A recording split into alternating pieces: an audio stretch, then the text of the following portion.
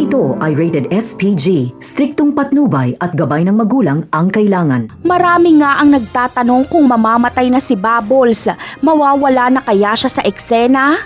Ang sagot ay oo. Yun ang pagkakaalam ng lahat. Pero ang katotohanan ay buhay pa si Bubbles. Kapag malaman kasi ni Olga ang nangyari, ay agad siyang pupunta kila Bubbles. Ililigtas niya ang buhay ni Bubbles.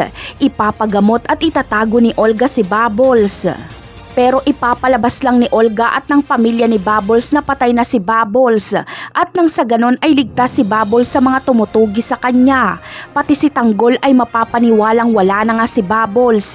Sa paglipas ng mahabang panahon ay magbabalik si Bubbles sa eksena. Sa pagkakataong ito ay mayaman na si Bubbles at maimpluwensya dahil lahat ng naipong yaman ni Olga ay ibibigay niya kay Bubbles.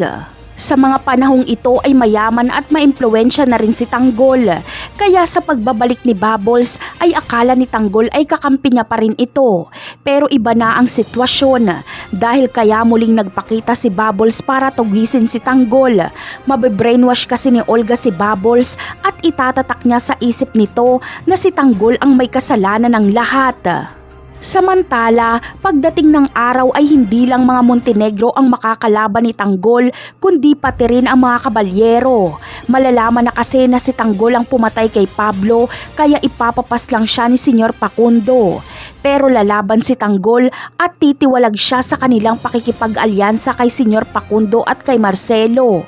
Sa pagkakataong ito ay mayaman na si Tanggol, kaya kayang-kaya na nila kahit sino pa ang makabangga. Napakarami pa nating dapat abangan sa mga susunod na episode. Paalam!